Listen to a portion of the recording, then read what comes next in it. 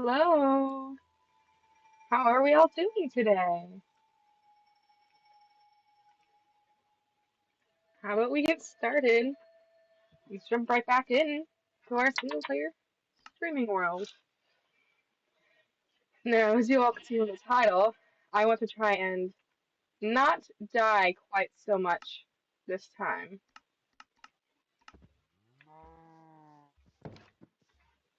Excuse you.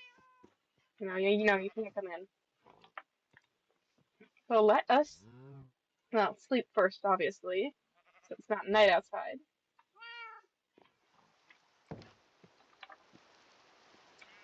Wow. Okay. But as you all can see in the title, I want to not die this time. And instead maybe actually get some good amount of resources from from underground.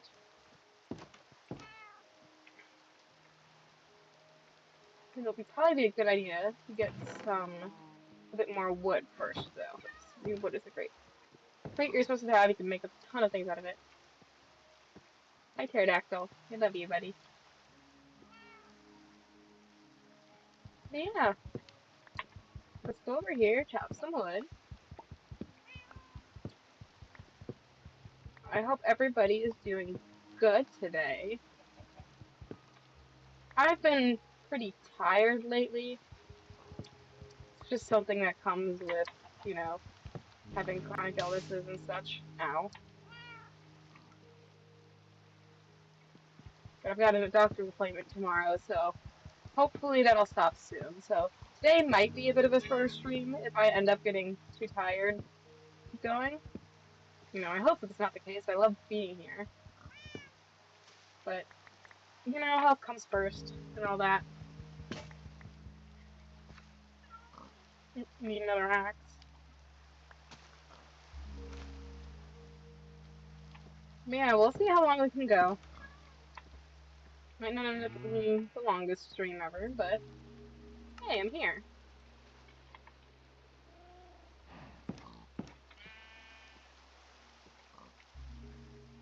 Yeah, I really want to go mining. It would be great if we end up finding a mine shaft or something, so we can actually, get like a decent amount of resources. I just love mine shafts for getting resources. It's first of all, it's easier. I find maybe it's just a personal thing, but it seems that mobs spawn less in there. You can get the resources more efficiently and all that. Plus, they're just fun, even though I always get lost. But yeah, we'll just have to see what we find down there. How much we got? 47. One more tree. I like to go in with at least a stack of logs, and I bring in all my wood as logs because it's so versatile. You can do whatever you want with it, really.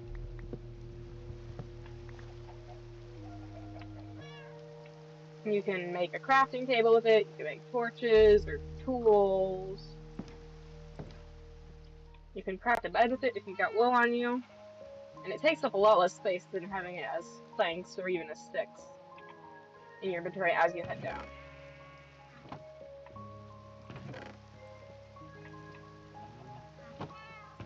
Sort out our inventory. I'm gonna make a chicken? Nah. Oh well. I don't know about you guys, but the music's all real loud in my ears. Right. Keep the cobblestone on this. Don't need a bucket. Don't need hose or axes or certainly not shovels. And we also definitely do not need dirt on us. But I suppose the next question is, do we have coal? We do not seem to have any coal lying around. Oh wait, was that? Yeah, there we go. Coal. Perfect. So we make some torches to start off with. Boom. Also gonna need some pickaxes, which Yes, got a couple in here. There we go. Got 37 bread. Pterodactyl, I want you to stay home, okay, buddy? Yeah, you stay right there. Don't want you to get into danger, okay? Little buddy. Alright. Remember, it's around this corner is where we went. It's where we entered the mines last time at the village. So we'll probably head back there. Look at these cows are running. I should probably get like an actual farm set up. So that I can, you know,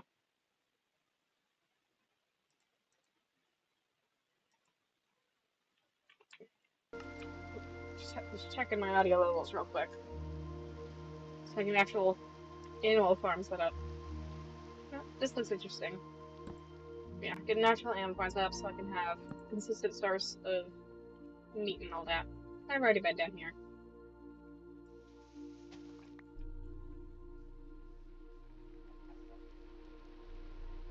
So that would be real helpful for when I go out and explore like this. To actually be able to have a good source of food. The steak is fine, but bread is fine, but it's not that good. Steak and pork chops are just so much better. You know, obviously, it's the best food in the game. Oh my goodness, there's iron right here, and I never noticed this whole time. Come here, buddy. First iron of the day.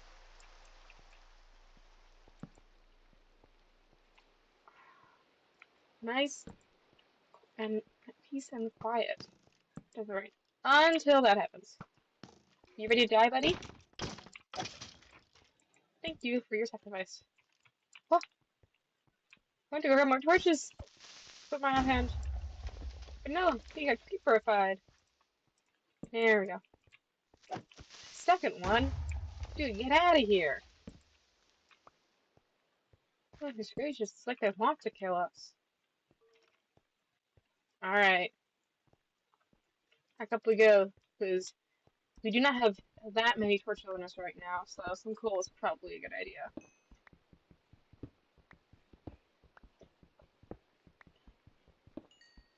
Today, though, I did spend quite a bit of time on getting all the stuff ready to go for my study abroad program.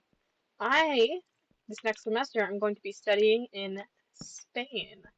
Alicante, Spain, which is super exciting.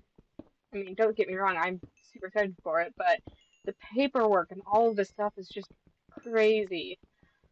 I had to go through about like 3 or 4 rounds of paperwork, and I'm not even officially like guaranteed to go to Spain yet. It's kind of a lot, but I mean, the experience better be worth it at this point. I gotta spend $80 just on envelopes to mail my documents in, but yeah, I'm sure it'll be worth it. It's just annoying right now. Today I had to go get things notarized, which is not something I haven't done before, ever. Thankfully, there's just someone on campus who can stamp my documents with a little stamp to be like, yes, this is true, in fact. Briefly does have passport and is a student here, in fact. So, kind of like more BS, but I know it's boring. So I did that, got all the documents printed out, all that good stuff. And now the last thing I really need to do is just um,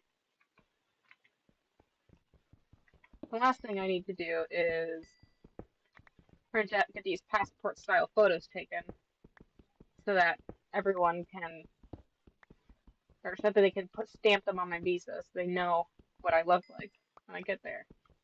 Yeah, the visa process is a bitch and a half, I'll tell you that much. And apparently, I'm one of the lucky ones. I don't have to go all the way to Chicago in person. It's like, where on earth would I find the time to do that? Ooh, new cave. Oh, smallest cave ever, okay. Yeah, I don't have to go to Chicago in person. which would suck because I don't have the time for that. Oh, Geode, yeah. Get out of here, you piece of shit. Get out of here, you piece of shit.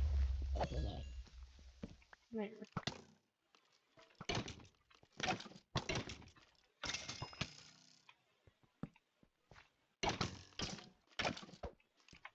Die, please.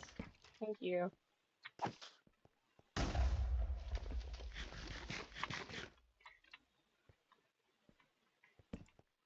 Should probably switch my sword back.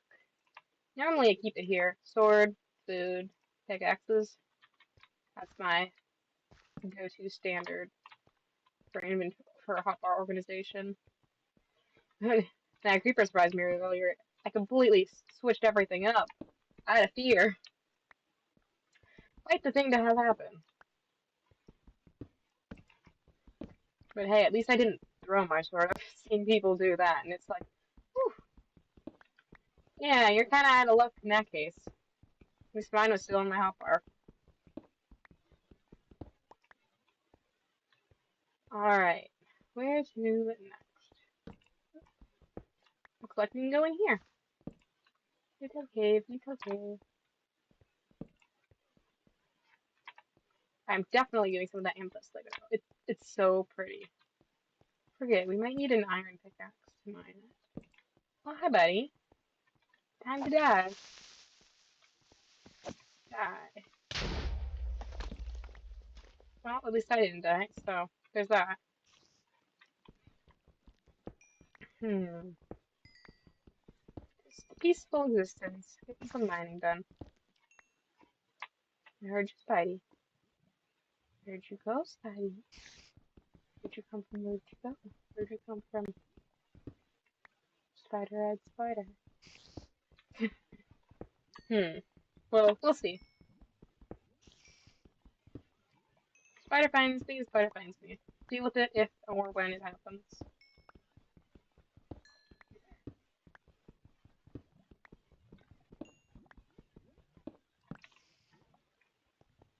Yeah, that was most of my day. I had a meeting with this group I'm working on with the group project, which it's not fun because personally I don't like. Oh, there you are. Come get me. Yeah. Haha. Personally, I don't really like them much or at all. Hi, buddy. Hi. You're just gonna take it, huh? You just gonna take it? Guess not.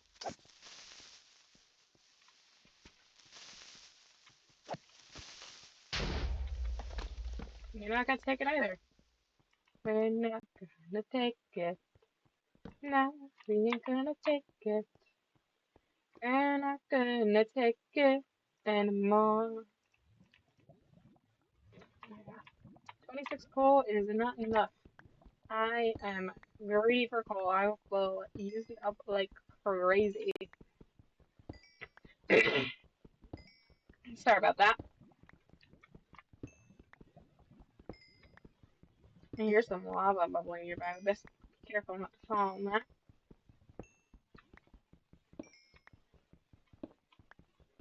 Yeah, hopefully we can get a good amount of iron and then we don't have to go back and mine for a little bit. Because even though I do like mining, it's more of a off-camera. Oops. Mining, at least for me, is more like an off-camera sort of thing. Or I just put on a random YouTube video and go deep into the mines, get myself lost, spend like 3 hours mining.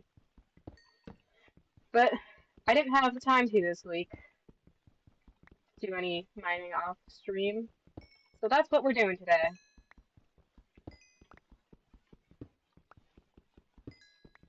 We are mining away so I can get those sweet, sweet hunks of iron. And hopefully diamonds too, but I mean, I don't want to get my hopes up too high. Expect the worst, and then be glad if the best happens. You know, there's always that. There's a saying that goes like that, but I can't remember. how exactly it goes.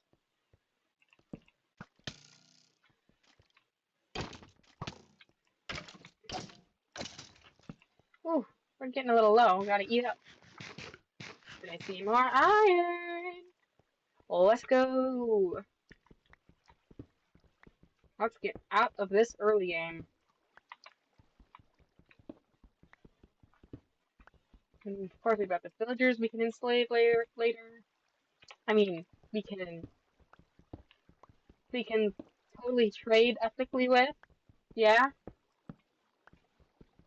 for sure.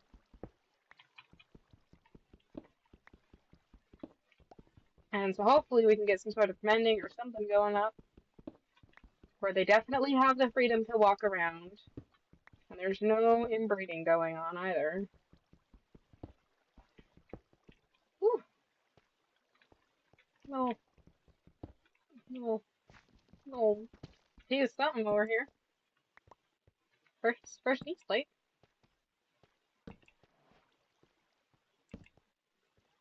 Where does this go?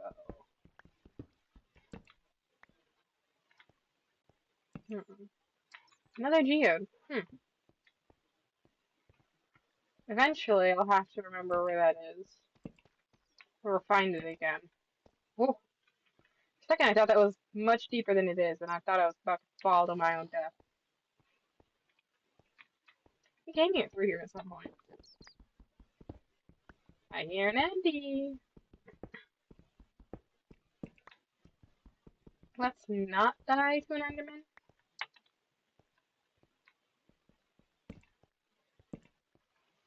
What's through here? More iron. Let's go. Oop, there's the water. So maybe I won't dig that up. So I don't want a huge flood to come through and... You know, I said we weren't going to die during this mining session. I may have been too optimistic.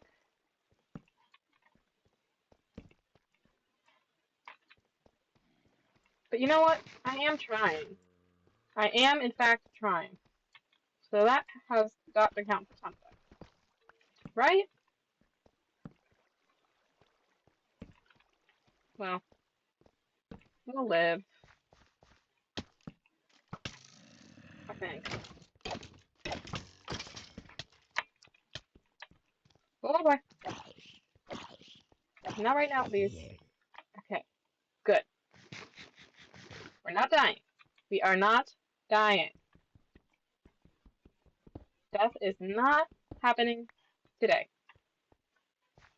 We are better than that. We are better than us last week. We have improved. We are not going to die.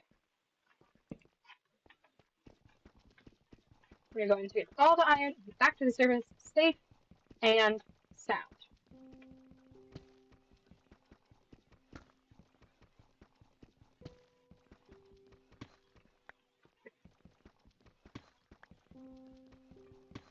Hmm.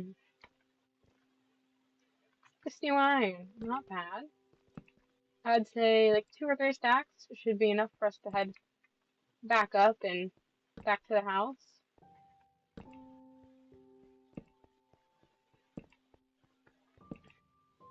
Then that should be plenty to do. Let's see if I can mine down this way and into the floor safety. Gotta remember to eat when I'm low on hearts.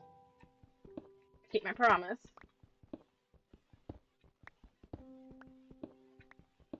But yeah, 2 or 3 stacks should be more than enough to get us back to the house. Hello? You gonna do something? You just bopping your head? Okay, buddy, you do you. Little dance master here. Sorry, but I know you're gonna blow up on me, even with your cool moves. So you do, unfortunately, have to die.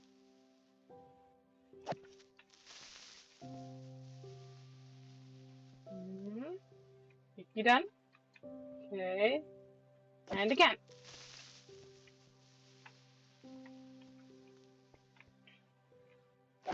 Boom. There you go. Haha. Bye bye. There we go. Made it to the ground. Let's light this place up real quick, so we do not get surprise swarmed. Ooh. Looks like this would be a good place to get some more mining done.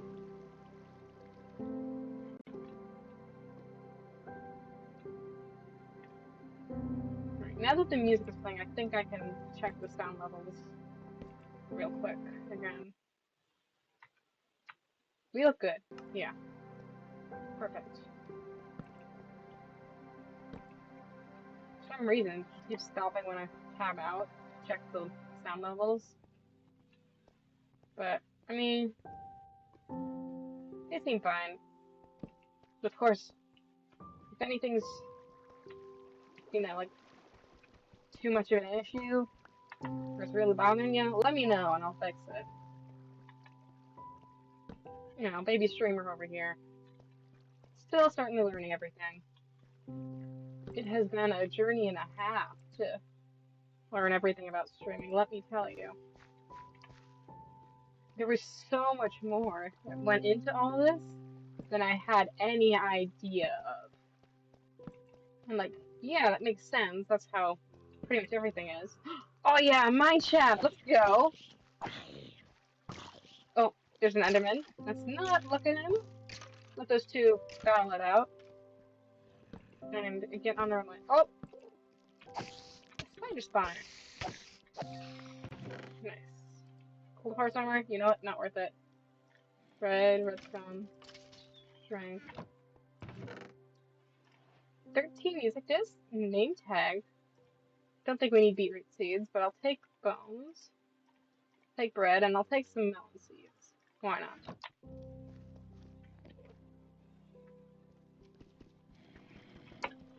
I'll never say no to free food.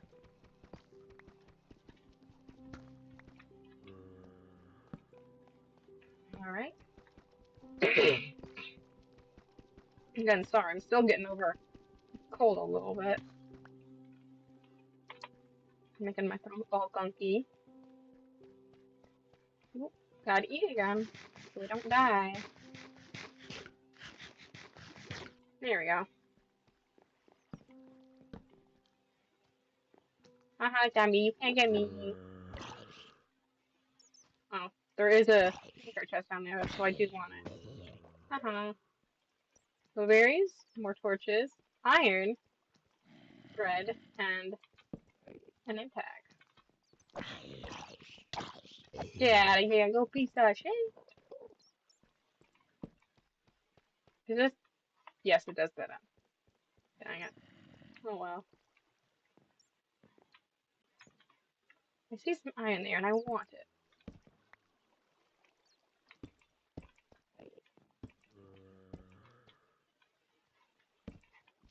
Let's get this sucker. Ow! Hey! What are you doing here? Bro, I just killed your brother. Get your butt out of here too. What? You think you have any better chance against me? Hello, Andy. There you go. And I think yeah, it went further in this way. Hopefully this leads somewhere so we don't end up with, because all the other ones have been dead ends. Hopefully we don't end up with just a tiny, tiny little night shaft. Hi. You think you stand a chance too? You don't. Haha. Gold, name tags. I don't think I really need rails right now. I see no use for them. Of course, always will find uses for items. I don't know if any of y'all are gonna go see the Minecraft movie when it comes out. Forget when it is coming out. Is it like a week or two? That feels about right. Because they did the premiere. Or does the premiere mean it's already out? Which one? Who's gonna win? Who's gonna win? Who's gonna win? Oh! Well, does that count as them both winning? I for sure lost. Excuse me, pterodactyl. Excuse me. I'm just gonna go in with an axe and nothing else. I don't deserve anything else. After that, promise you guys we would not die. And look where we are. What kind of a streamer am I? Not keeping my promises to chat. Alright, here we go. Back down into the mines, and let's see if we can recover all of that iron we just lost. Ugh. At least we haven't explored too much. There'll be like a torch trail for us to follow. Oh, hi, baby chickie. At least I'll get lucky when that happens. But I could have sworn I wasn't that low health-wise. Like, a creeper just one-shotted me. Hi, buddy. Did you go for a little fall? Don't think you want to come down here. No, I don't think you want to. Uh-uh. Okay, so I know we went this way.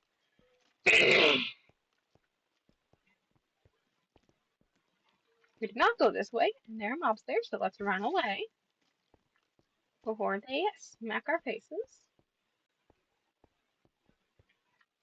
We went up here. See the trail. And we went back down again. Follow the torch breadcrumbs. And we have followed the torch breadcrumbs and they've led us nowhere. But now we follow them down here. This is the right way, yeah? Is this the right way? This didn't. Yes. And then we went in here, remember? Let's not get shot by that skelly that's trying to kill us.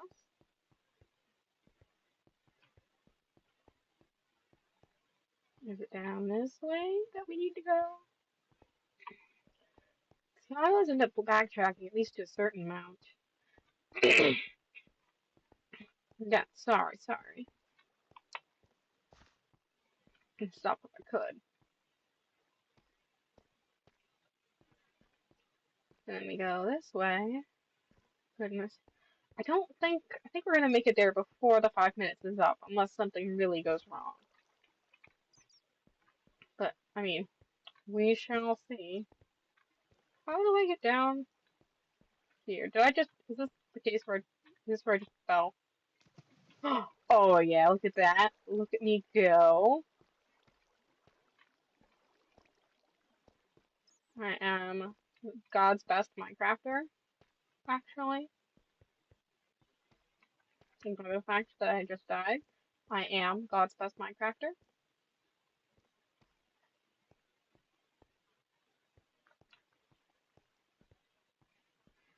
Yeah.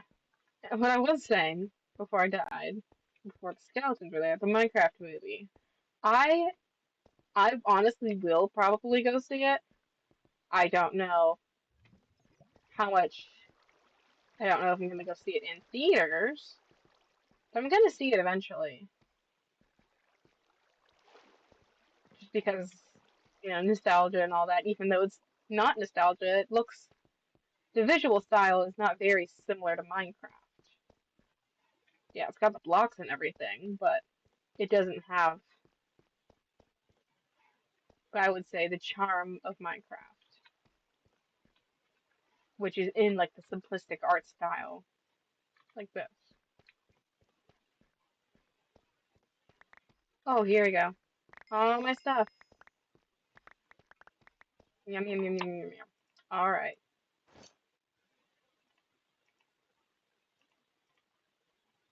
Let's do quick organization, but not too quick. Not too. Can't wait too long because there'll always be a creeper lurking in the corner, as we just learned. Bro must have been right here too, at the dead end. I think we got everything, and we should probably make a little crafty table and get us some more armor so that doesn't happen again. Ooh, we're gonna need a furnace and cook up some more iron to get a full set of tools. Boom.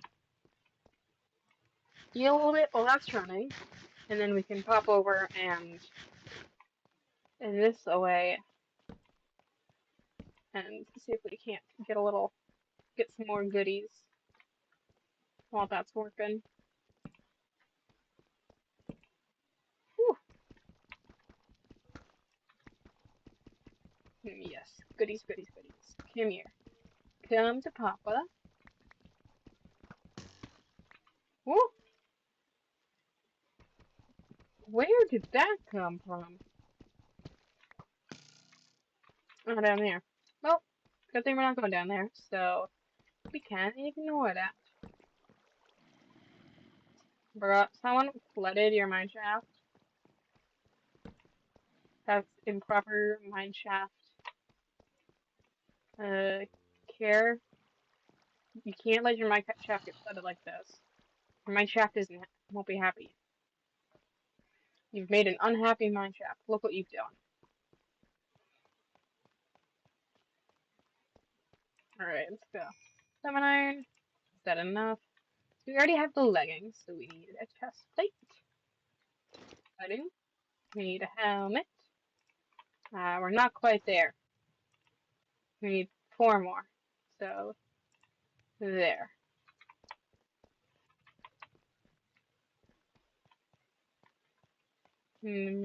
All those smelt again. We can go and see. Poke our heads around these tunnels over here. Oh yes, more iron. I will take it all.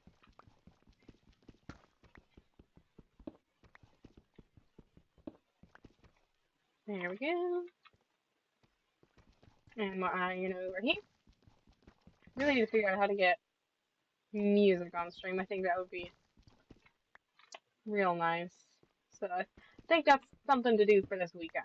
So, if anybody has any suggestions on where to get music, where to find music, how to get it working with stream, song requests, I'll take it all. I mean, I'll take any feedback, any info at this point.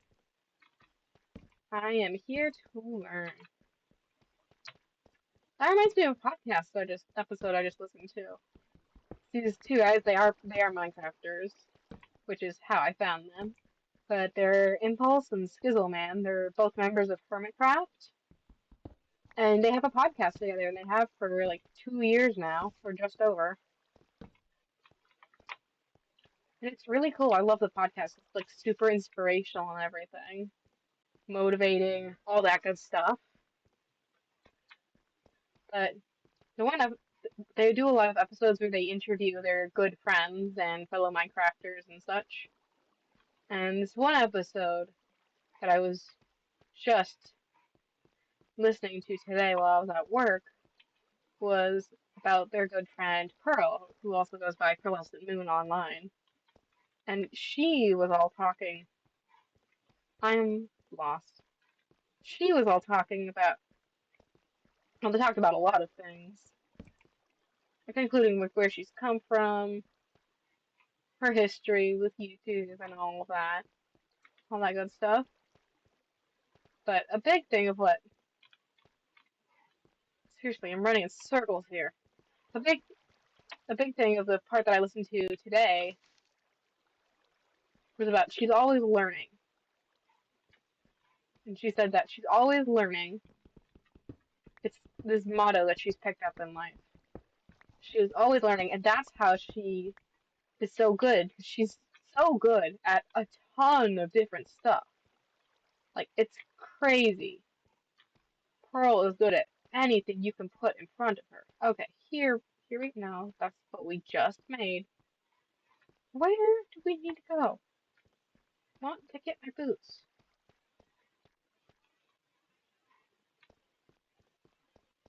Where on earth? Am I trapped in hell? Is this hell?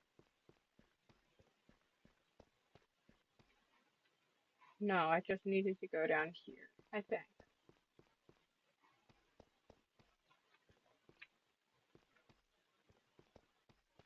It is down here where we need to go. No. This is not where we needed to go. I'm sorry.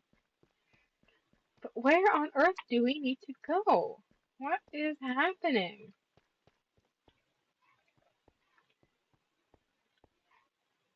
What is going on? I feel like I'm going crazy. Okay, we're back at the start, and yet we still have not found our furnace. What is this? What is going on? Seriously, am I going crazy?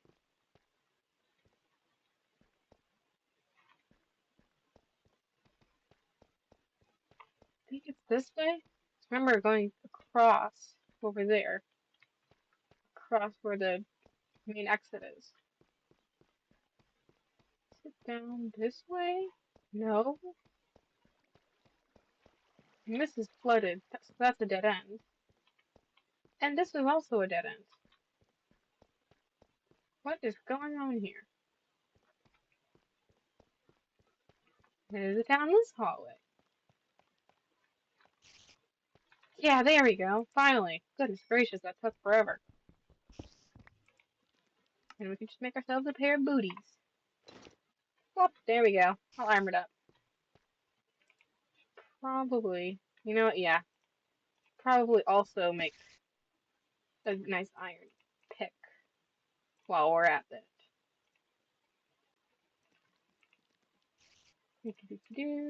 Make me some sticks.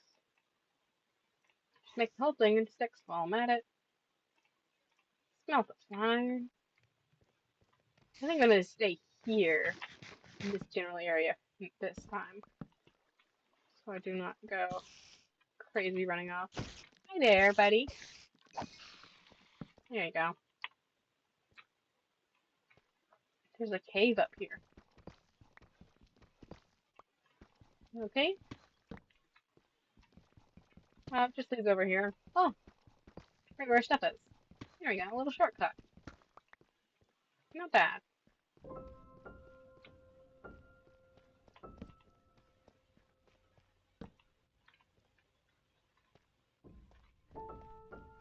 So yeah, she was talking about how Pearl was talking about, oh yes, diamonds. Hold on. We need an iron pick for that.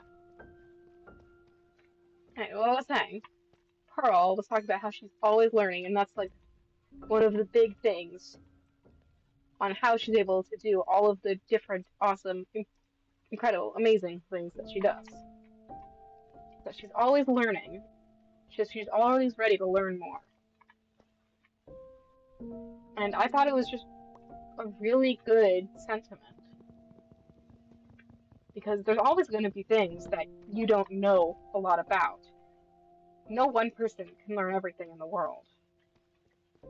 That's obvious. But if you tackle this world with this always learning mentality, you're always open and ready to go for whatever comes your way next. Look at that, we got the advancement. You're always ready to go. And you're always open to new ideas and new thoughts, new experiences, because you're ready to learn. And instead of just saying, I can't do that, it's too hard, or I don't think I can, if you say, well, I'm going to try to learn, then you can really get a lot more out of everything in life. Well, you can learn a lot more. And if you're willing to give things a shot, half the time they don't turn out to be nearly as hard or as difficult as you might think. But also, you're not being arrogant or trying to profess your smarts if you're truly not in the position to do that. You're not actually not that smart, obviously. But if you're not an expert, if you say, I'm not going to say I know everything, then you don't know everything. And There's always someone who can come along and teach you more, even if you're an expert at something. So by saying you're always learning, you're also opening yourself up. Even if you thought you knew everything, you can open yourself up to learning more and changing your mind. If I said I knew everything about Minecraft, even if I did, I wouldn't want to learn more stuff because that means I would have to learn more and I knew everything. But Minecraft is changing all the time. They're constantly adding new updates and new features. And so you need to be constantly learning, and that's true of basically everything in life. Every field is constantly evolving, and I mean, I think most people see this the most in the sciences, just because of how quickly even basic information can get refuted. And Pluto no longer being a planet, even though I personally think Pluto. I know the scientific reasons why Pluto should not be a planet, and I agree based on the scientific reasons that Pluto should not be a planet. But emotionally, in my heart, Pluto is a planet. I still remember exactly where I was when I learned that Pluto was no longer classified as a planet. I was sitting on the side of the road next to a friend's house, just down the street from my house. And we were just hanging out there. And then one of these other neighbor kids comes up and he says, "Well, did you guys know Pluto is no longer a planet anymore?" And I was like, "What?" Because I was and still am a space nerd.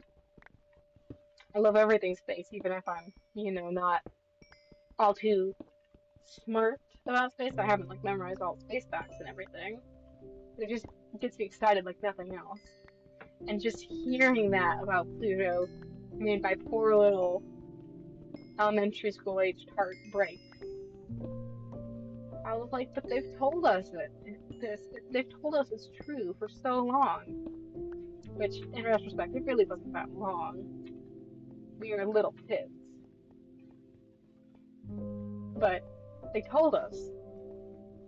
They had told us that for my whole life, that Pluto was a planet, and suddenly it no longer was. Okay? But things change. Things change like that, and you have to be very ready to learn and accept that things have changed and something is now different. And that's true in every field.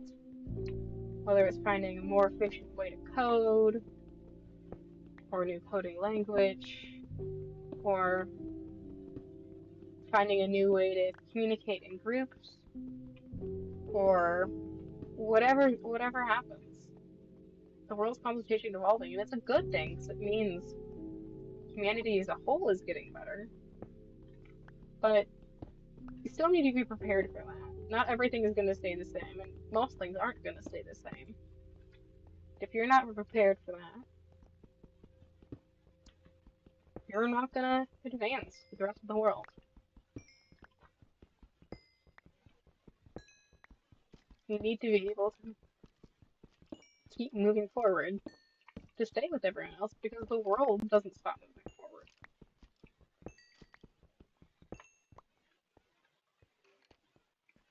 I mean, that's how the world is. Can't make the world stop turning. You just gotta turn with it. Man, I am normally not that philosophical, but I believe everything I said. I think it's all true. Get out of here, Skelly.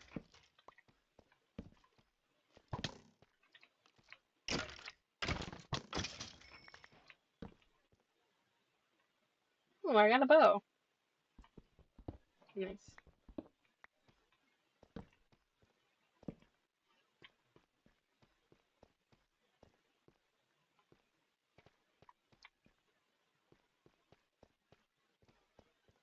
Well, I mean, how do you continue that train of thought? Oop,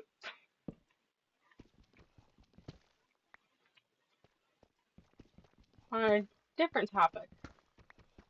I am not just a space nerd, but also a weather nerd, at least to some degree. I it was like 3 years ago, somewhere, sometime like that.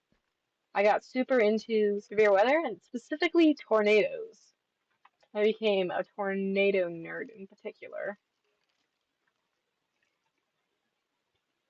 And I haven't been able to keep up with it as much just recently, but still, yesterday was a high risk event, which for those of you who don't know, that's not like just a phrase. That's an actual classification by the Storm Prediction Center, the SPC. High risk is actually what they call days like yesterday. It's the actual like scientific or whatever term that they use to talk about it. Every day the SPC Storm Prediction Center issues hi buddy. Every day the Storm Prediction Center issues a risk level. And it's on a map. All the colors are laid out so you can see what is what and where is where and all of that.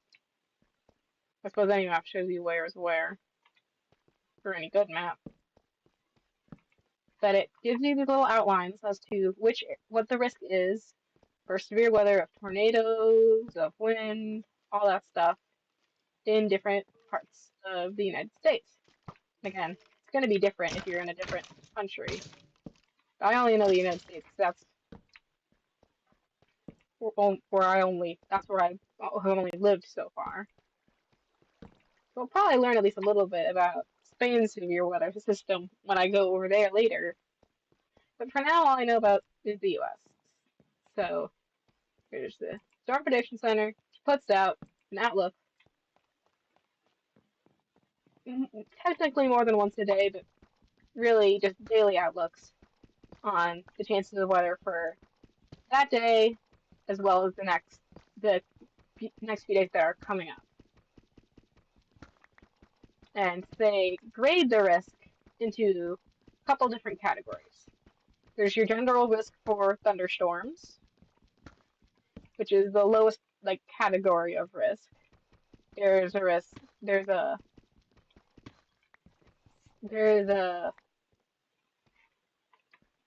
it's which is first. It's slight, yes. Then the next level up is a slight risk of severe weather. And they have all these models and calculations and stuff that go into it. So I can't give you the specifics of what causes a slight, but the slight's nothing to worry about.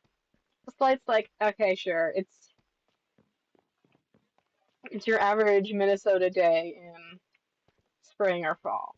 There's not like a huge amount of risk or anything. We chillin'. Go about your day as normal. Slight risk is nothing to be worried about. Then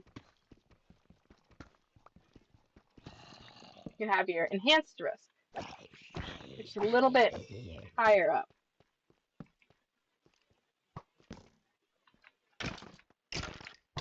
And that, slight risk is usually, or no, sorry, there's marginal risk first. Marginal, literally nothing to worry about. Do not care about anything at all. That's your green, your dark green on the Outlook, actual map of outlooks. Then you have your slight. Slight risk is going to be your yellows, your yellow color. Oh, goodness. I'm just going to run away from that for a minute and so I can eat and heal up. Hopefully those two killers kill each other, so I don't have to worry about that. But, I mean, never count on that. Well, we got one. One's gone. What are you doing here, buddy?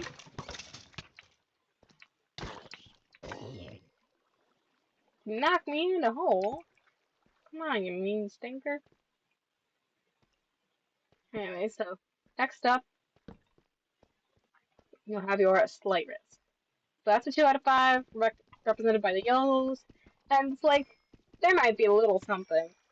You might have some hail, you might have some tornadoes, but the chances are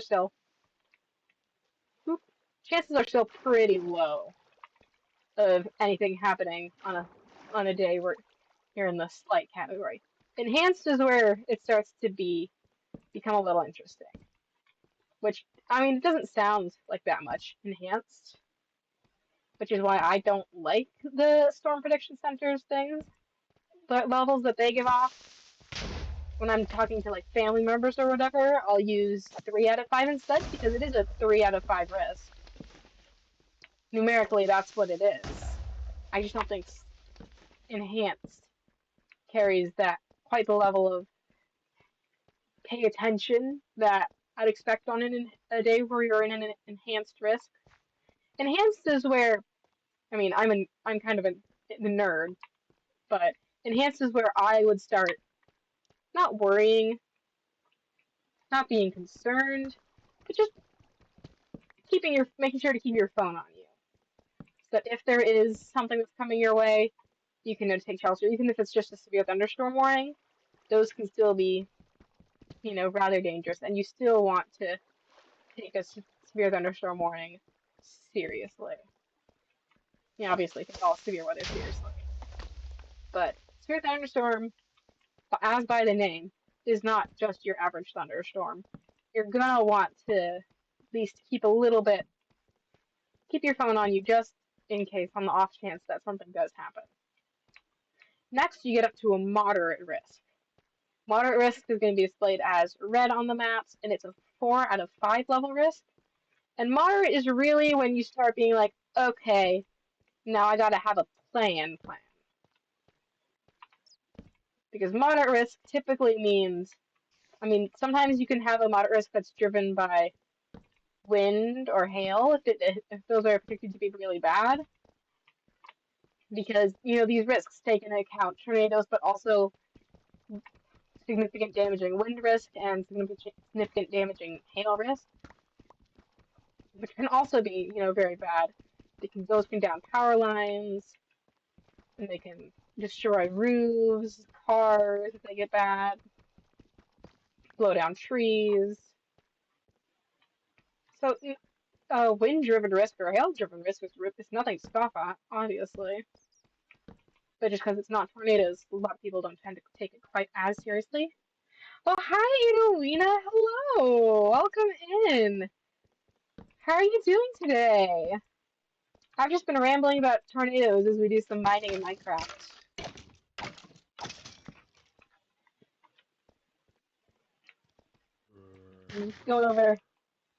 I'm going over this severe weather, different degrees of risk that they have. Storm Prediction Center.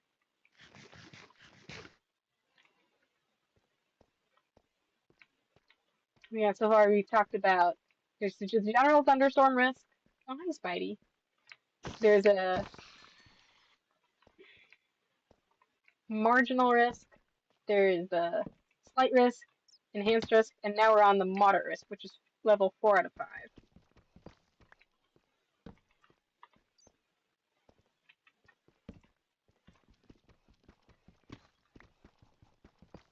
Yeah, moderate risk, 4 out of 5. It's typically represented as red on the charts. It's when you really want to start taking things seriously, severe weather-wise. Like a moderate risk for me, personally. Again, I live in Minnesota, so it's a lot less rare here. I don't know if you've probably gotten a moderate risk at some point. But a moderate risk is when I personally would make sure I have my phone on me charged at all times, just in case. I would be, once I knew the timing of it, like when the storms were supposed to arrive, that's also when I would start tracking the storms, keeping an eye out. Plus, I would also I would make sure I know where my shelter is, because I'm at school, which my shelter is not just go in the basement. a bit more than that. I have to know exactly where I would go for each building I would be in at any point during the day, which typically just an interior bathroom, but not always. And then on the moderate risk, of course, even on enhanced risk, personally, make sure all of my friends know that there's a chance and to be careful, be ready just in case.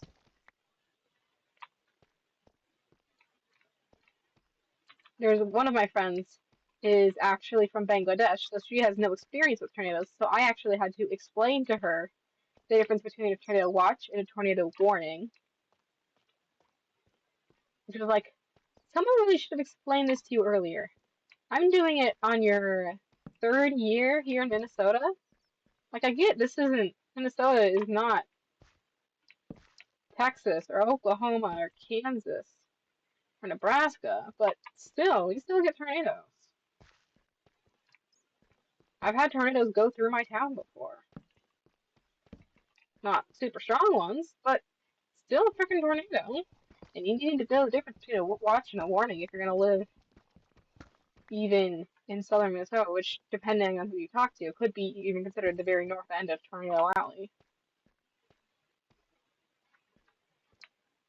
Yeah, moderate risks are not super common, but I mean, depending on the year and the overall weather setup, just largely, you can get, I would say, probably 10 or more of them a year. But they're still days you want to take very seriously. But now the highest level of risk is the high risk, and a high risk day is a scary thing. Yesterday was actually a high risk, and you don't mess around on high risk days. You don't mess around. If it's a high risk day, you are like storm chasers and all that. It's a high risk days tend to be professionals only days. At least they're supposed to be. A lot of people don't follow that. A lot of amateur chasers want to go out, and I understand. I understand. I get it. Trust me, I get it. But if it's a high risk day, you don't want to be taking that risk yourself.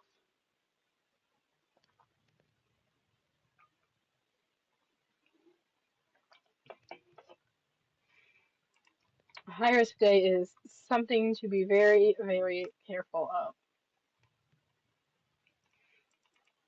Because a high risk day, that is the highest level of risk that the Storm Prediction Center offers. And it's only really put out when there's a very strong chance that there's going to be pretty intense, severe weather going on.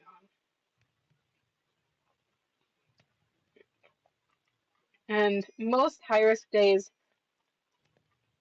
will produce. I think it was the last 4 high risk days that we've had. I saw this earlier on Twitter. Have all produced an EF4 tornado.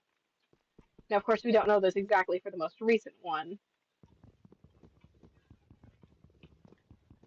For yesterday, we can't know for sure, but even that is scary because EF4 tornadoes are scary. They're just so powerful. They're so strong. It's like they're terrifying, and that's even without there being an EF5, which is the the strongest tornado category that we currently have. Now, that very well may change, and I can get into the whole tornado category drama if y'all want later. Probably will, honestly. So I'll just talk about tornadoes constantly for forever. But EF5 tornado is currently the strongest category we have. There is no such thing as an EF6 because an EF5 is this is essentially determined as total damage within like the measuring system. Total damage, basically nothing that we know we have built will survive an EF5. You just can't go higher. It's like saying higher than infinity. You just can't do that. Because the EF5 covers everything from its strength level just up to infinity. So if there was a Sharknado that came and it was the strongest tornado ever, that wouldn't count because it would still be an EF5. It would still be an EF5 because you can't go higher than EF5.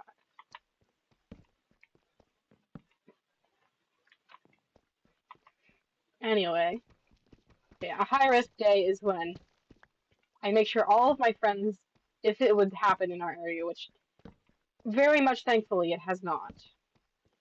Very much thankfully, nobody wants a high risk day in their area, and if they do, and they're a crazy delusional storm chaser who gets off on seeing people's homes destroyed. Anyway, a high risk day is something quite uniquely terrifying, and we had one yesterday. And from what I've seen, people talking about where the tornadoes occurred because I couldn't watch it live. I was busy. I couldn't watch the tornadoes as they happened, look at the radar results, even though, I'm definitely not professional. But, like, it's a hobby. It's an interest. Even though I couldn't watch it live, a lot of people are saying that they think the Storm Prediction Center predicted this one really well, which is good because, again, from what I've been seeing, a lot of people didn't think it was going to turn out. A lot of people thought that this wasn't going to verify, as we say, that it was going to be a bust, that there weren't going to be big or strong tornadoes, or a lot of tornadoes, that they predicted this wrong. But then it turned out that wasn't the case at all. That despite a lot of the hobbyist community thinking they got it wrong, they'd actually gotten it completely dead on right. Which, I mean, is very good for them, and is a strong indicator of why we need the National Weather Service, because yesterday, they 100% saved lives. Without the National Weather Service, a lot of people would have died. And while I'm sure there were deaths yesterday, it's unfortunately almost impossible to get a high-risk day without deaths. I don't even know if that's even happened, or, well, without weather-related deaths. Well, I don't know if it's even happened. Maybe it's like one random day back during the start of the National Weather Service. Maybe it happened. But it's not something that's common for sure.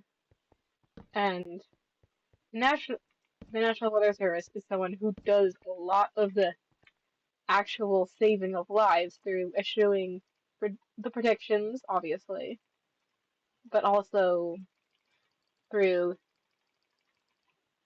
the individual warnings, the stuff that'll come through your radio or your phone.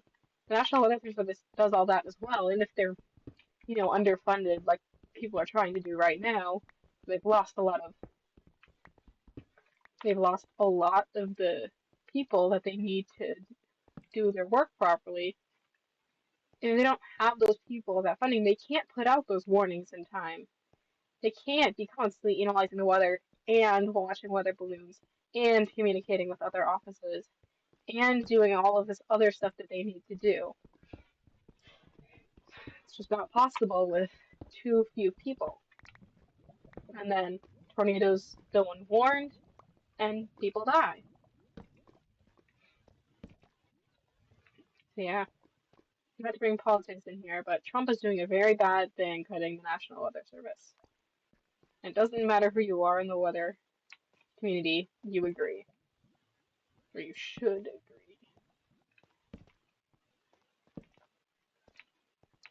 Another fun fact, you want to know where all your weather apps get their data from? The National Weather Service.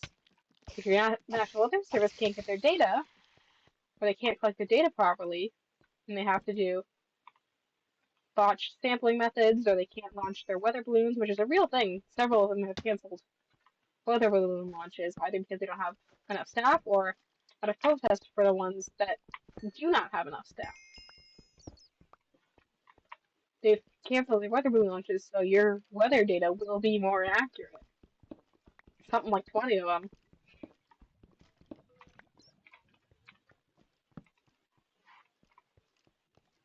But yeah, that also means they're forecasting for days like yesterday.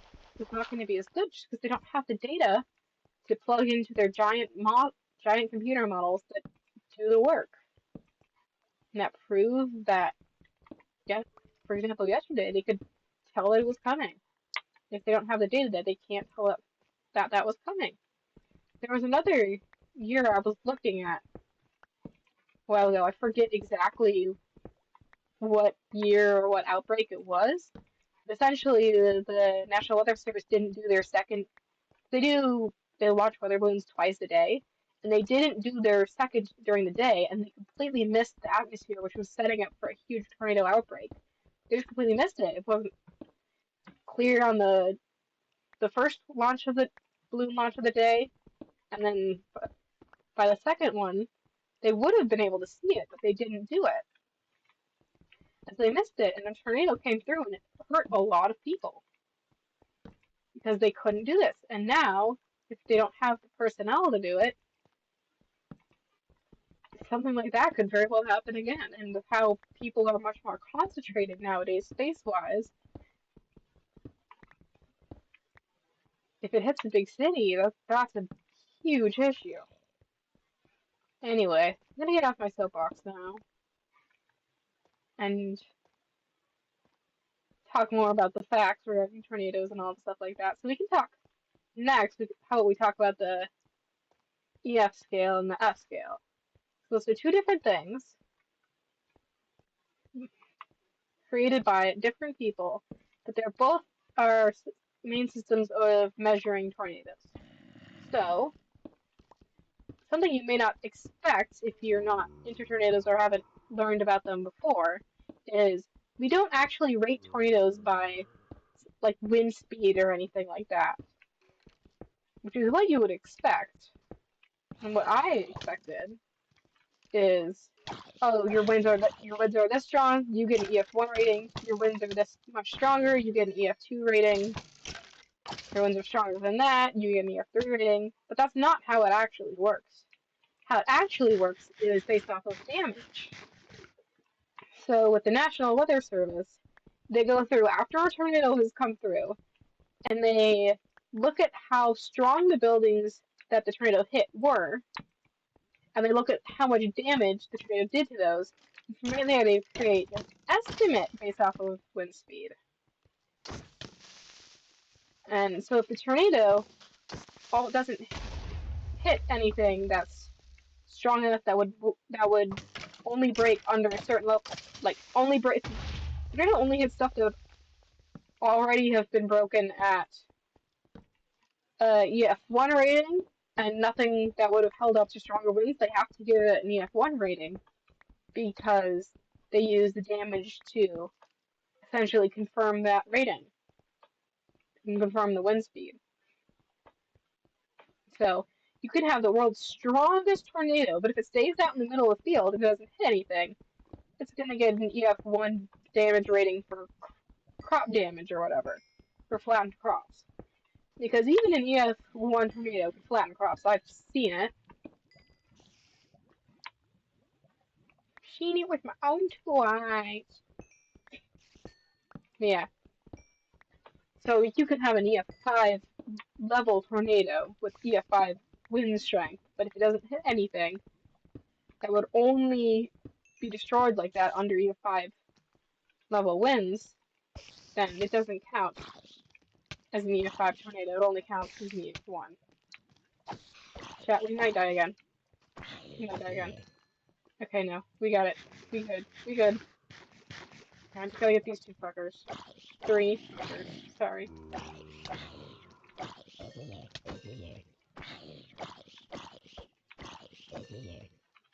You don't come to me for my PvP.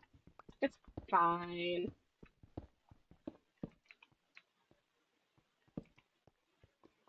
Yeah. This is a, but yeah, the strength ratings being based off damage and not wind speed is a huge point of controversy in the like tornado enthusiast community. It's weird to say enthusiast, but I mean that's kind of what it is. We like tornadoes. We get excited about tornadoes. I love seeing tornadoes. We just hate seeing the damage that happens. But yeah, the big controversy is yes, estimating wind speeds through damage is totally understandable when you don't have like mobile radars that can be placed right next to where the tornado is and can find out the exact wind speed. You don't when you don't have again like giant modern day radars because the F scale or the Fujita scale as it's called was made in a time before even proper modern day radar. If you don't even have that, then how on earth are you supposed to get a tornado's actual wind speed? You have to estimate it using damage, which makes total sense. And still, not all the tornadoes that happen are going to be caught on radar, whether the radar's down from another tornado hitting it, or if there's just no radar close by, or whatever happens. Not every tornado is going to be on radar, so obviously you're going to have to make an estimate. But a lot of people now are saying that the damage estimate should not be the only thing. If you happen to have the mobile radar data, or if you happen to have a stationary radar that was super close by, or any other way of measuring a tornado's wind speed, that should be used to determine the tornado's rating instead of just the estimated damage. Which is a very fair point. But personally, I think that there should be two different rating systems. There should be, you could keep using the EF scale, for example, which is short for the Enhanced Fujita scale, because it's a better version of the Fujita scale, the F scale, made by Ted Fujita. Ow. Jeez.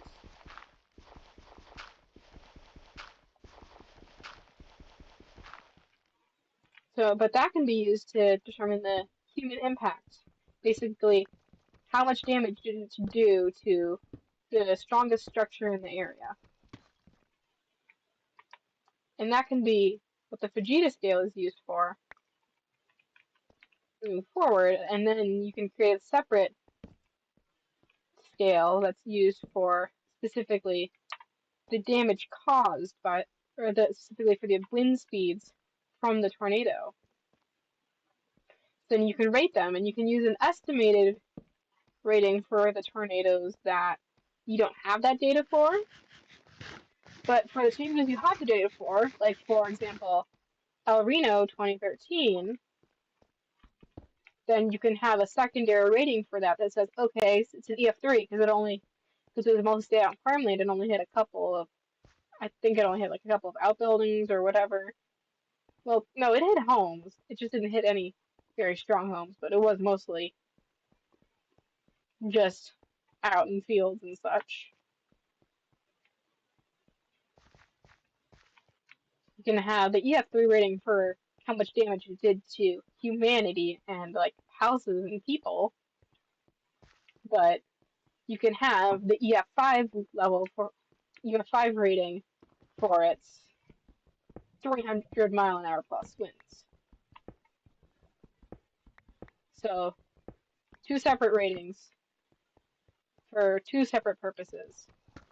Total wind speed, or highest wind speed recorded, and for the damage that it caused. So, That's my take. I mean, obviously, I'm not a national weather service researcher.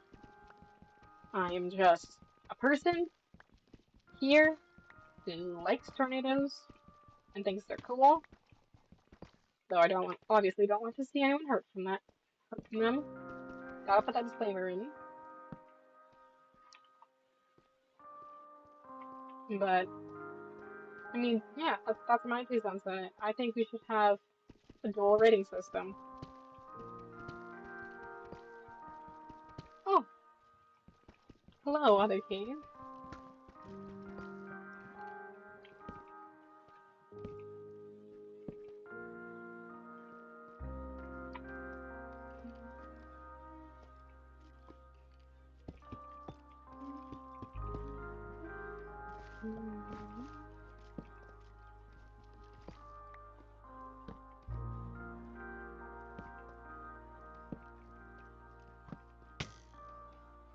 How?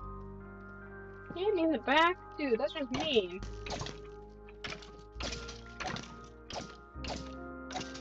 There we go. Got him out of the way.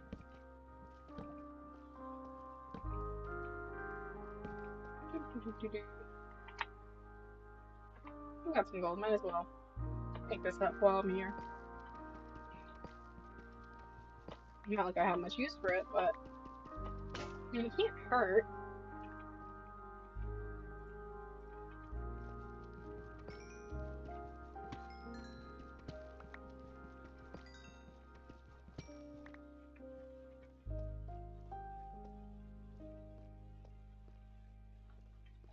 Where exactly was I going with everything I was talking about? I forget.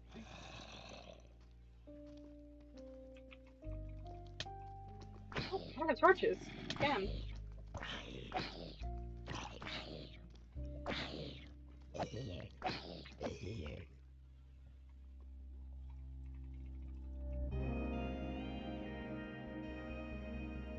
Oh yeah. Epic music. Nothing hit me while I'm getting my torches, please. There we go. Got some more made up. Keep lighting this whole place up.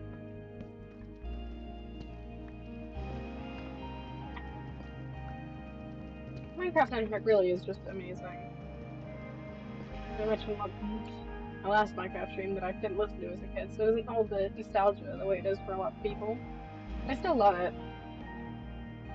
It really is cool.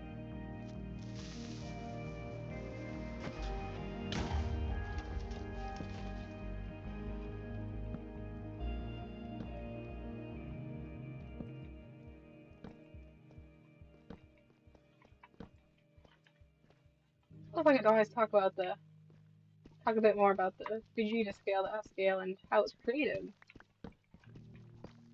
Because, fun fact if you didn't know, it actually happened because of Minnesota. There was this really strong tornado that happened in Fargo, North Dakota, which I know it doesn't sound like Minnesota, but Fargo's right on the border with Minnesota, and it's basically Minnesota at that point. There's has a city right next to it.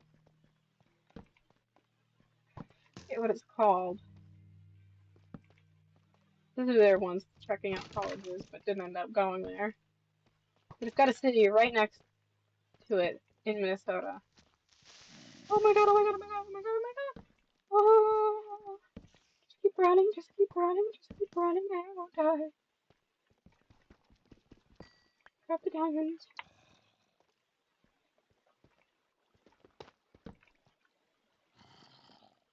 Need a little something. You're not dying again. You're not dying again. Okay. Deep breaths. Deep breaths. Right? Deep breaths.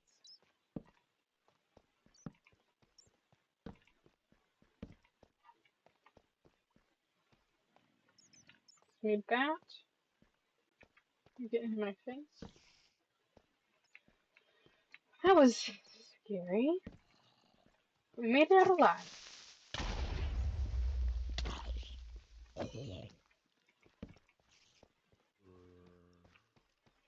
Now we can deal with them one by one.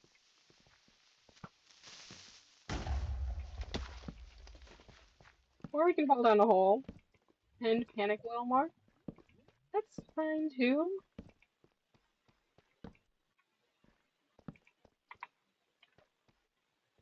Please, nothing hurt me. I just wanted to go mining. That's all. I didn't want to die. I don't want to die today. Again. Oh wow. Let's keep that in mind. Perfect. Double diamonds. Oh yeah, let's go. Let's keep that in mind because we are getting low on food and we should probably head back up to the surface relatively soon. But so the Fujita scale. The Fujita scale was created by, as I said earlier, Ted Fujita, and hi buddy. It was based off of this tornado that happened in Fargo, North Dakota, and then crossed over into Minnesota. I think it was like the 1950s. I very well could be wrong on that, but that's the number that's floating to the top of my head. He's this Japanese researcher who's really, really interested in tornadoes and came to America specifically to study tornadoes. Now, this was a time when tornadoes were not all that talked about or studied because it was almost seen as sort of taboo. There was a good period of time where the National Weather Service actually could not say the word tornado in warnings or watches. Like, it just was not allowed. So even if they knew there was a high risk for tornadoes that day, they couldn't say anything because it would get because the reasoning was that it would get the general public too scared and would cause just an absolute panic. Which I mean, true, but I think a tornado ripping through your town without any warning would cause a bigger panic. But okay.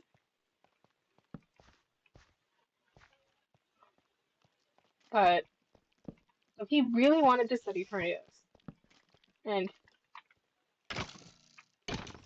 so he came to America. Thank goodness that he did. And specifically, he ended up coming.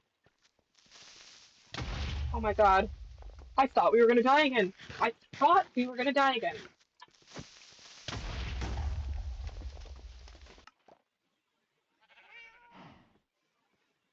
Chat, are we cursed? Chat, are we cursed? This isn't fair.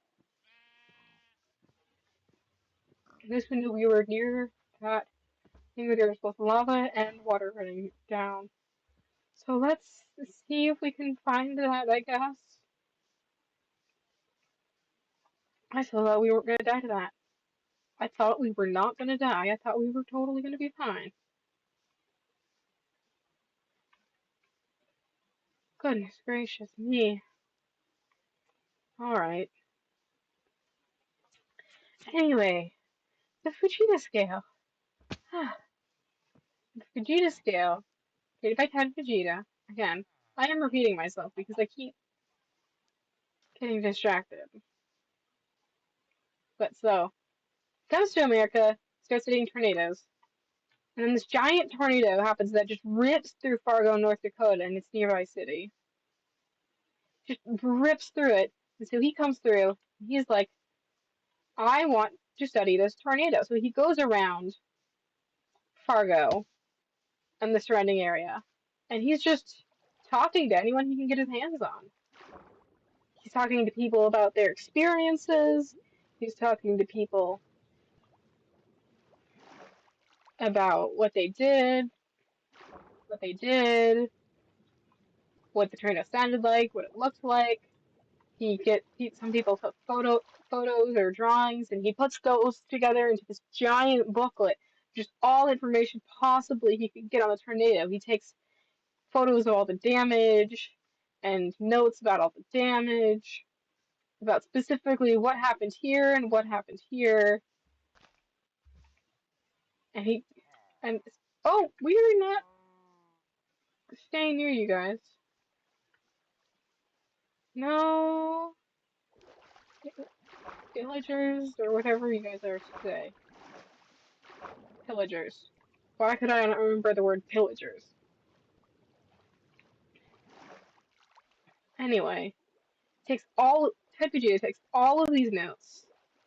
And he puts together this huge timeline of everything that happened, how it happened, when it happened, what the tornado looked like as it was happening. He took the photos he got from a couple different people and the drawings, and then based off the time, he used them to triangulate the tornado's exact location and exactly what it looked like. Recorded all of the different stages of the tornado forming, causing damage, and then dying out. Hi, Pretty Bush. He recorded all of that,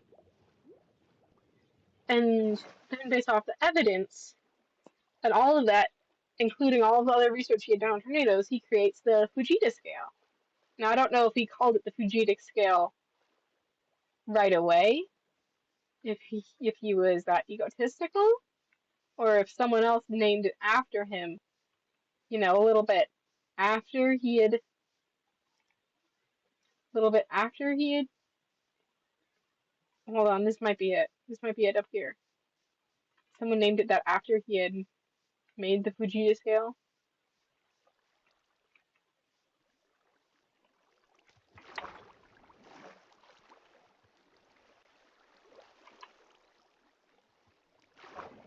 Hold on, I can see lava over here.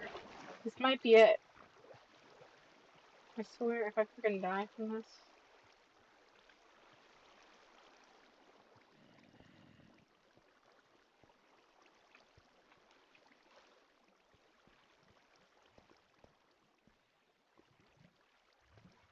This is not it. Okay. Lovely.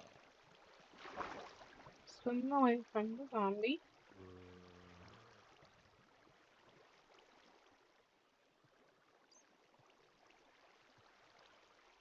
He takes all these notes and he creates the Fujita scale, which ranks tornadoes from 1 through 5. Well, technically there's also like a 0 rating. But for any tornado worth anything, which is more than just blow some dust around, he gives it a rating of 1 through 5. And this is the Fujita scale, or the F scale as it's called. And so, the Fargo tornado ends up being rated an F5, so the highest on the scale. And this gets used for many years. There's tons of different damage indicators to base their ratings off of on if this specific thing happens to this house, if the house has to be this well built to deserve F rating. And all these little intricacies that the people doing post tornado survey need to know about, but I do not need to know about and certainly have not memorized.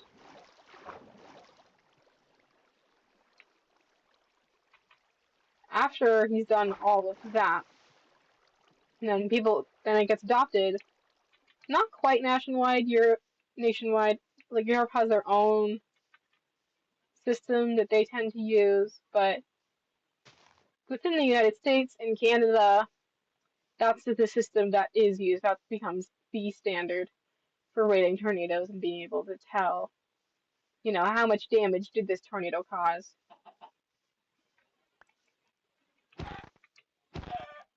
I need some food. I know you just laid an egg, but gimme. Thank you. That's something. Bro got so scared he pooped out an egg. Sorry, buddy. Maybe you should have been able to run faster after you laid that egg. You're a bit lighter, but guess you didn't care about your life enough. Bro passed on his genes and was like, that's good enough for me. Oh, lovely.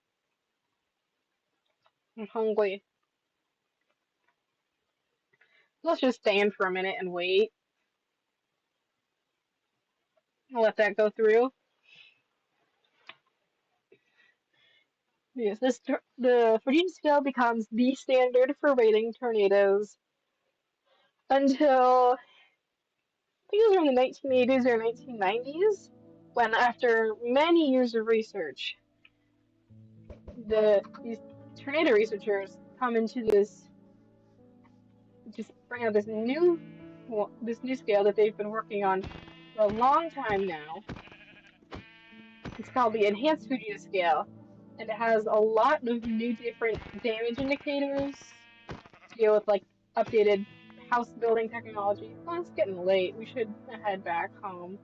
I think we need to just, unfortunately, all of that gear is a casualty to my skill issue. Sucks to suck, I guess. Sucks for me to suck.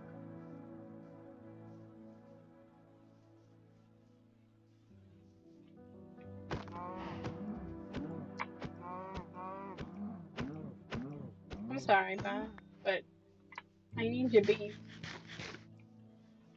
I need your meat.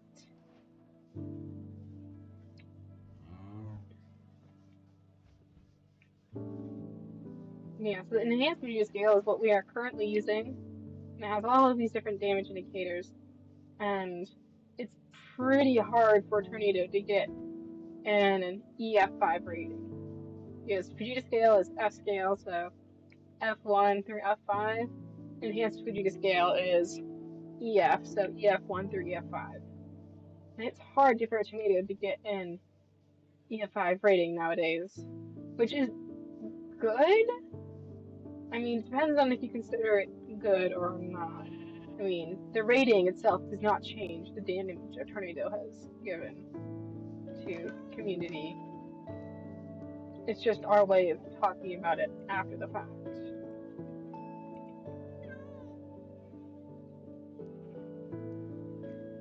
But, I mean, it can matter to, like, insurance companies. It can matter to FEMA, who's trying to navigate how to give aid. Stuff like that. And for at least a little, it matters in record books. It matters how many people are, you know, like I got hit by an F3 tornado versus I got hit by an F5 tornado. Maybe not to your average person, but to people who know, it makes a big difference because it means a big difference.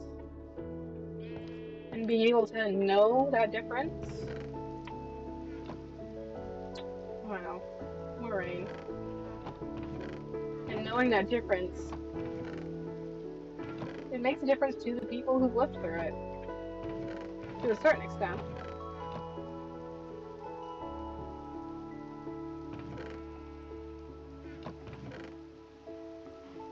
I am out of cobblestone because I took it all with me, so let's go get some more.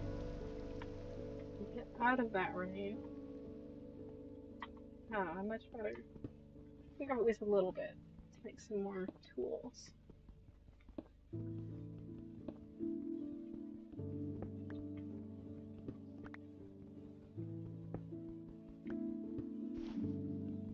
Yeah, to a degree, the rating does matter, especially considering it's how we talk about tornadoes. So there's definitely an argument for changing how the ratings work. I don't know if just it's too hard for a tornado to get an EF5 rating is a proper reason. I don't think that's really true as to a good reason why we should change the rating. I think if we're changing the rating, the rating system, it should be more along the lines of it's not accurate, which I don't think this current system, it isn't accurate. Considering the example I brought up earlier, El Reno. The El Reno tornado was measured at like 300 plus mile an hour winds, and the EF5 level sits it starting at 200 miles an hour. So it was 100 miles an hour plus what we consider an EF5 to be, and yet it was rated an EF3 because it didn't do all that much damage. Which is why I think we need to have separate indicators for human impact and total strength. Like we don't call a hurricane a category 0 just because it was out in the middle of the ocean and only impacted some fish and maybe a fishing boat or two. We still call it a category 5 if it's a category 5. And so I think some of that discrepancy is certainly changes the way we talk about tornadoes. And keep it in line with keep it in line with everything else. I think it's totally the right way to do it because that's how we classify everything else is how based on actual number data, not based on how much damage it did.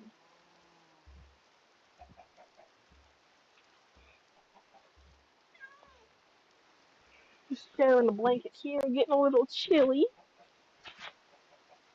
We like to be cozy over here. Get all snuggled up.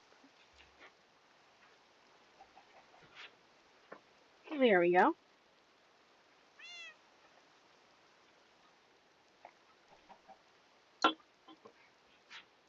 All right. Now that we've gotten cozy, I think what I'm going to do next is make a animal pen so I can get some cows or maybe some pigs all together.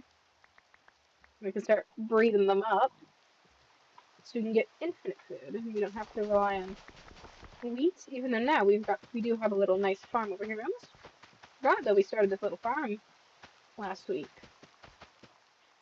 It's nice. It's a good thing to have.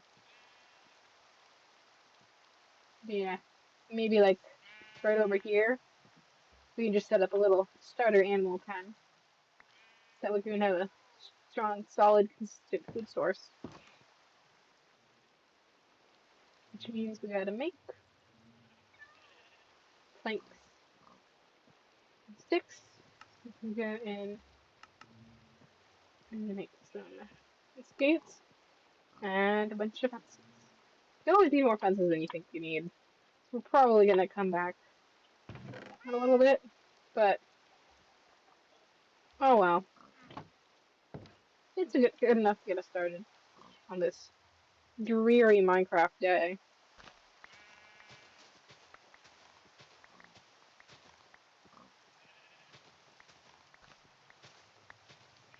Let's just, shade down this section of the hillside. So we can keep everything on more of an even sort of ground.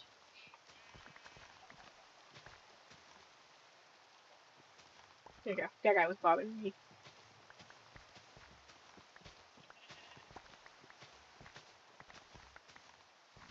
Yeah, that's about all I have to say on those specific parts of tornadoes. On the rating system and should it be changed, should it not be changed. I think it should be changed. I don't think it's in line with how we rate all other types of storms.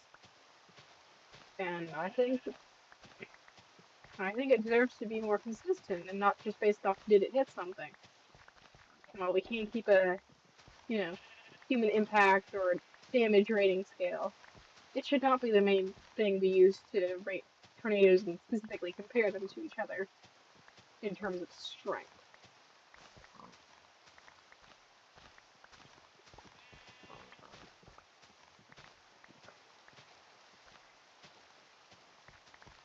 I do want to go storm chasing one day, even though I think my mom would have a heart attack and just hearing me say that. I think it would be really fun, and I'd love to see some of this up close. I mean, I've lived through some tornadoes, none that hit my house directly, but there were certainly tornadoes all around us. My neighbor's trampoline got lifted up, dragged across two people's roofs. We could tell because of the skid marks on the roofing tiles, and then got thrown into a third person's backyard, like a block away, which was, crazy to see after the fact. And those were like EF0, maybe EF1s. Crazy how strong tornadoes are. But to be able to actually see one, again, I have also seen a funnel cloud before.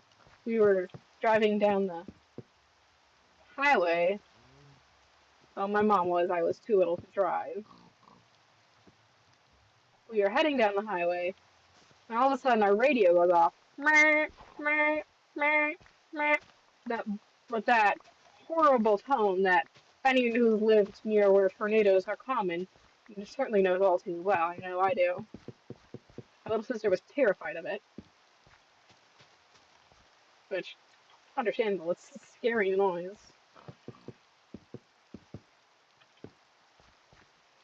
Mr. Creeper, can you get your butt out of here?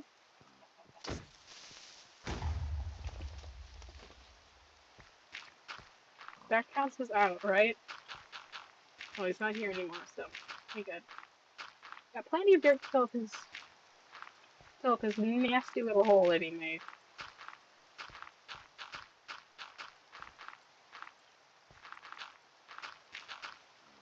There we go. That's a bit better.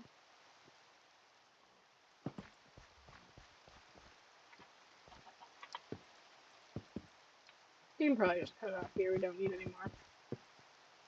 And I actually did not run completely out. What a miracle. First time for everything, huh?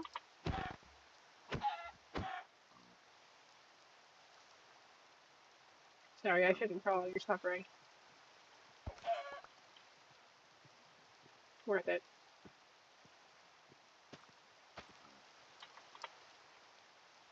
Oh, it's laid out. Bedtime. Auntie, bedtime. Hold on. You gotta stand up so you can go do whatever you want. Oh, you gonna go upstairs? You can sit on my chest, or you gonna come? Oh, good kitty. Good kitty.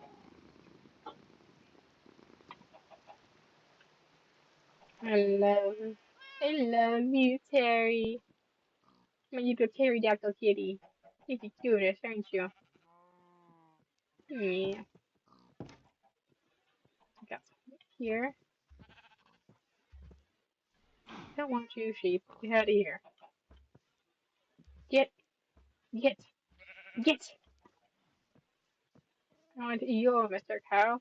Because your food, your steaks are better than mutton.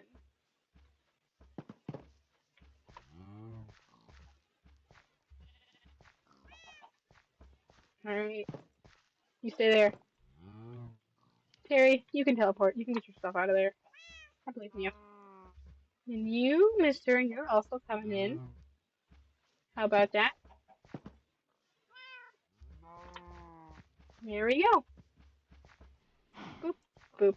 Make a baby. Get that XP. There you go. Cow baby. Be nice to them, Terry.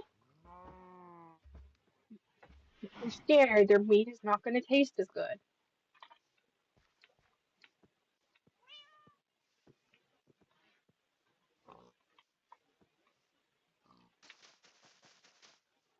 Wildflowers are so pretty. Remember another thing that's new with the recent update? But look at them. They're cute.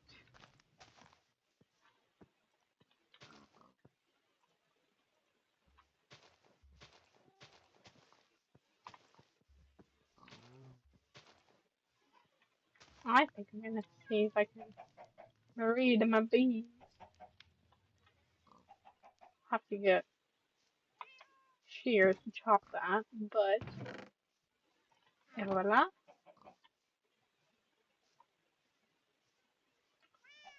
Voila. Bees, bees, bees, bees, bees, bees, bees, bees. Oh, no, I do not want to turn on sticky keys, Windows. I hate sticky keys. Can we get a bee? Yes! Here we go. Let's make a baby bee. Baby bee, baby bee, baby bee, baby bee, baby bee. It's so cute. Oh no, the little one already being put to work. Child labor. Oh no. You poor little thing. You don't have to work. Go home. Go home. Go home. No. I guess he wants to do child labor. That's his choice, I guess. If he really wants to, he can do child labor. Oh, we got a rabbit's foot from our cat. Thank you, Terry. Where'd you go? Terry, why are you hiding from me? I'm trying to say thank you. Let me? There you are. Thank you, Terry. I love you. Okay, back. We got work to do.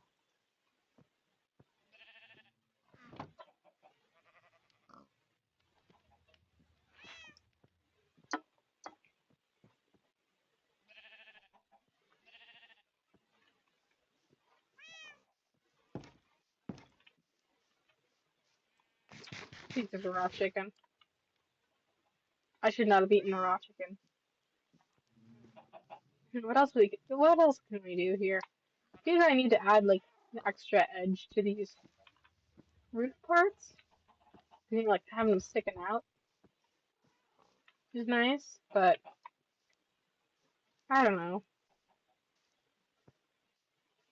We've got our cow empire just starting to get up and running. Probably also go find more cows. It'll give us a quicker start faster. But I'm not immediately seeing any. Ooh, we can get a horse. We do not have a tile. We cannot get a horse. Let's go and see what the villagers are up to. We can steal more of their hay bales to make some bread. Because we are a little low on food since we died with the last of our bread. Unfortunately.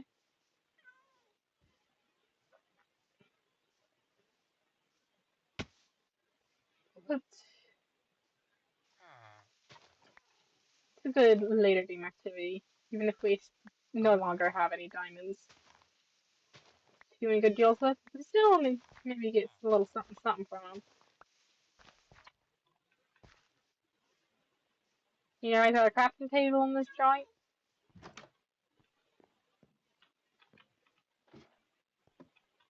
Nope, just bed. You just sleep in there. That's all, I guess. Come on, crafting table. Nope. See, I'm so hungry now, guys. You're not giving me a crafting table? Not a single one?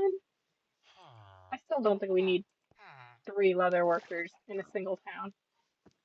Your trade-ins are nice though, because we could trade you leather for emeralds. That'll be useful once we actually get the cow farm up and running.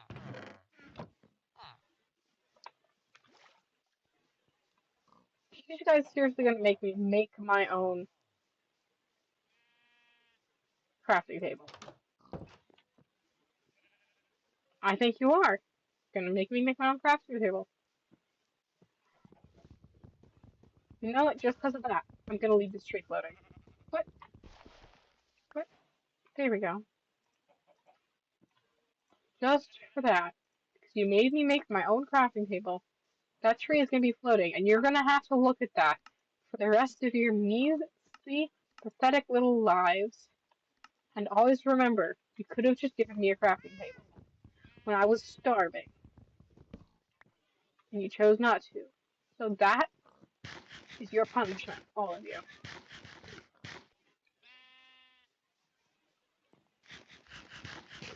There you go.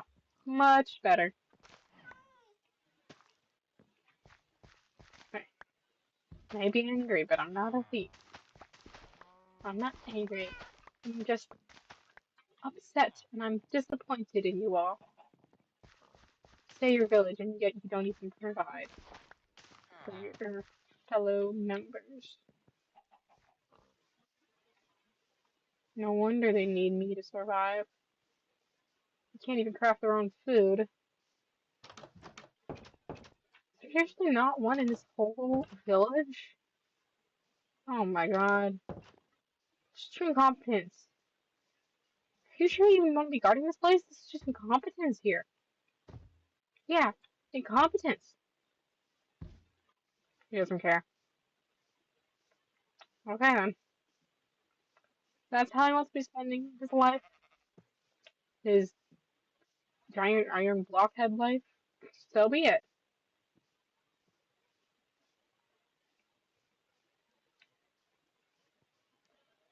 Well, what next? I didn't see any cows down there again, so you two may be just all that we have for now. Can't breed you up yet again. I can, it has been long enough. Make more baby. There we go. And the inbreeding shall commence.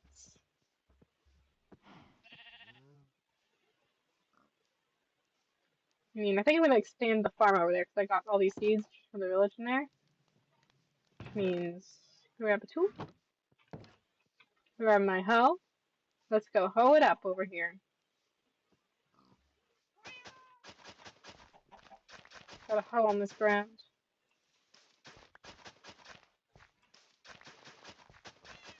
Get this all nice and ready and place all the seeds. Here we go.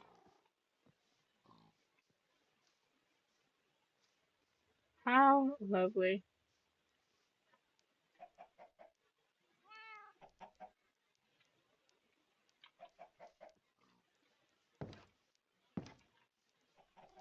You know what? I said it was going to be maybe a bit of a shorter stream today, and I think it is going to be, a shorter stream. I think I'm going to end it just about here, just because I am tired and I still do have homework to do.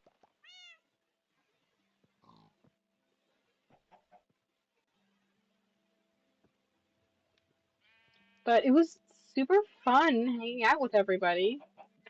I love this. I'm glad. I think we got some good work done, even though we died and lost most of it. But hopefully you all had fun.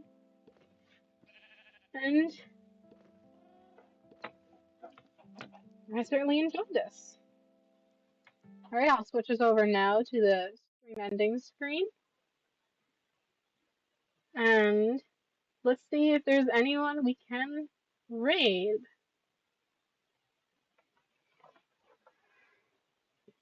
Alright. Ooh, it looks like Henri is live playing Schedule 1, which is a game I kind of thought would be fun to play, but I mean, like, I'm not sure. I don't want to spend money on games right now. I just spent $40 on games. Oh no, hey girls, hi! Yeah, we were just about to raid out, but it's nice to see you. Yeah, hi. This, I am, I will be uploading this to YouTube once I'm done. Once I'm done here, but at least you're just in time to raid out with us. It's so good to see you. I hope, I hope the last part of your stream went well. Yeah, I watched there. Good. Okay. Yeah. It should be linked in multiple places on my Twitch, so it should be easy to find. But yeah, I was just gonna go right on Rio. Let me make you guys a quick raid message. I really should figure out Hiccups, how do you have your raid messages? Well, you have the commands, right?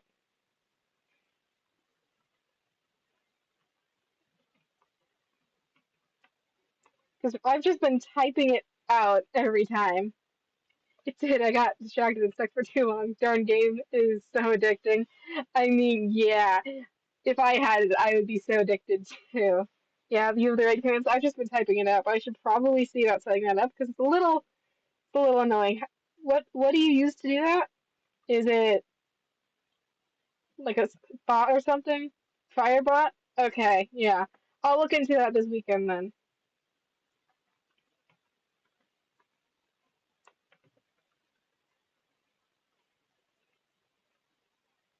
Whichever bot you're using, I just have Seribot for now. That's all that I have. I don't know if Seribot can do that, but I'll certainly take a look and see. Alright, here is the raid message for we need to bot you up. Alright, yeah. Get all the bots.